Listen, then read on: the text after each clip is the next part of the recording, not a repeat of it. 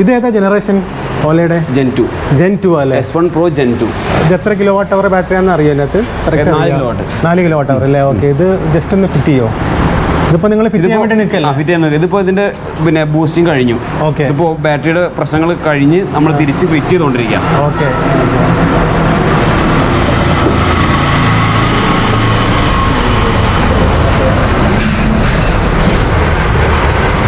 ഇത് ആക്ച്വലി ബാറ്ററീൻ്റെ പ്രശ്നം എന്തായിരുന്നു? സ്ലീപ്പ് മോഡ് പോയതാണ്. അതായത് ബാറ്ററി ഡ്രെയിൻ ആയതാണ്. ഫുൾ ഈ 0% താഴത്തേക്ക് ബാറ്ററി ഉപയോഗിച്ചതിന് ശേഷം ആ ബാറ്ററി ഡ്രെയിൻ ആയി പോയി. അപ്പോൾ ബാറ്ററി നമ്മൾ ആപ്ലിക്കേഷൻ കാണിക്കുമ്പോൾ സ്ലീപ്പിംഗ് മോഡ് ഒന്ന് കാണിക്കും, മീറ്ററിലൊന്നും കാണിക്കുന്നില്ല. അപ്പോൾ അങ്ങനെ വരുമ്പോൾ നമ്മൾ ബാറ്ററി ഫുള്ളി ഡിസ്ചാർജ് ആയി പോകും. അത് നിങ്ങൾ ബൂസ്റ്റ് ചെയ്തിട്ട് ഇപ്പോൾ നമ്മൾ ബൂസ്റ്റ് ചെയ്ത് ബാലൻസ് ചെയ്തതിനു ശേഷം ഇപ്പോൾ ബാറ്ററി ഔട്ട് കിട്ടുന്നുണ്ട്. ഓക്കെയാണ്. ഇനി നമ്മളിത് കണക്ട് ചെയ്തതിനു ശേഷം വണ്ടി ഓണാക്കി കസ്റ്റമർക്ക് കൊടുക്കാന്നുള്ളതിനോട്. അപ്പോൾ ഇതിൻ്റെ വർക്കെല്ലാം കഴിഞ്ഞു. ഇത് എത്ര ദിവസത്തെ പരിപാടിയായിരിക്കും? അത് ബാലൻസിങ്ങിൽ വേരിയേഷൻ ഉണ്ടെങ്കിൽ അതിന് നമുക്കൊരു 1 ദിവസം വേണം. ബൂസ്റ്റിംഗ് ആണെന്നുണ്ടെങ്കിൽ നോർമലി കേസുകളിൽ 8 മണിക്കൂറൊക്കെയാണ് എടുക്കുക.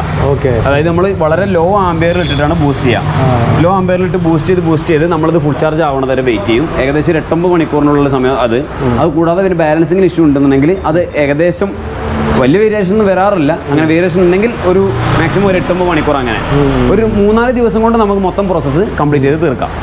ഓക്കെ. അതേപോലെ ഇതിപ്പം ഒരു ഫുൾ ബൂസ്റ്റിംഗ് അല്ലേ, അത് ചെയ്യാൻ ഏകദേശം നിങ്ങൾ എത്ര രൂപ ചാർജ് ചെയ്യും കസ്റ്റമർ അടുത്ത്? അതൊരു ഇൻട്രസ്റ്റിംഗ് ചോദ്യമാണ്. കാരണം ആര് വിളിച്ചാലും ചോദിക്കുന്ന ചോദ്യം എത്ര എമൗണ്ട് ആവുന്നുള്ള വണ്ടി പോലല്ലോ. അതെ, വണ്ടി പോലും കണ്ടിട്ടുണ്ടാവില്ല അത് എമൗണ്ട് എന്നുള്ളതാണ്. ഇതിൽ നമ്മൾ മനസ്സിലാക്കേണ്ട കാര്യം 2 ടൈപ്പ് ഫാക്ടറുകളുണ്ട്. ഒന്ന്, നമുക്ക് ചിലപ്പോൾ ഇത് ബൂസ്റ്റിംഗ് മാത്രമായിട്ട് പ്രശ്നം തീരും. അങ്ങനെയാണെന്നുണ്ടെങ്കിൽ നമുക്കൊരു അറൗണ്ട് ഒരു 2000 രൂപ, ഒരു 3000 രൂപേൻ്റെ ഉള്ളിലൊക്കെ നമുക്ക് ആ പ്രശ്നം തീർക്കാവുന്നതാണ്.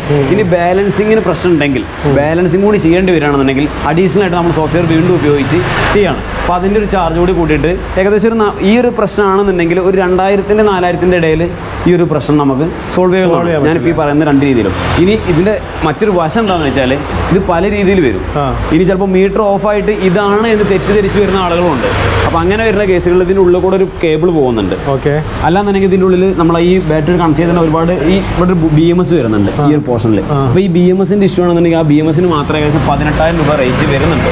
അത് തന്നെ ഫ്രഷ് നമ്മുടെ നാട്ടിൽ കിട്ടാനുമില്ല, കാരണം ഓല കമ്പനി കൊടുക്കുന്നില്ല. പിന്നെ നമുക്ക് കിട്ടുന്നത് എങ്ങനെയാണെന്ന് വെച്ചാൽ റീഫർബിഷ്ഡ് ആയിട്ട് ബാംഗ്ലൂർ ബേസ്ഡ് അല്ലെങ്കിൽ ഡൽഹി ബേസ്ഡ് ആയിട്ടുള്ള റീഫർബിഷ്ഡ്. അപ്പോൾ അത് അവർക്കനുസരിച്ചാണ്, അവരെത്രയ്ക്ക് തരുന്നു എന്നുള്ളതിനാണ്. നമുക്ക് 12-ന് കിട്ടിയിട്ടുണ്ട്, ചിലപ്പോൾ 14-ന് കിട്ടിയിട്ടുണ്ട്, 10-ന് കിട്ടിയിട്ടുണ്ട്. ഇപ്പോൾ ലാസ്റ്റ് ഒന്ന് വന്ന് 18-ന് അവൈലബിലിറ്റിക്ക് അനുസരിച്ചിട്ടാണ് അത് എമൗണ്ട് വരുന്നത്. അപ്പോൾ അതിനുള്ളൊരു എമൗണ്ട് വേരിയേഷൻ വന്നുകൊണ്ടിരിക്കും എന്നുള്ളതാണ്. പക്ഷേ കംപ്ലൈൻറ്റുകൾ മിക്കവാറും ഞാനിപ്പോൾ ഈ പറഞ്ഞ രീതിയിൽ നമുക്ക് സോൾവ് ചെയ്യാൻ പറ്റും.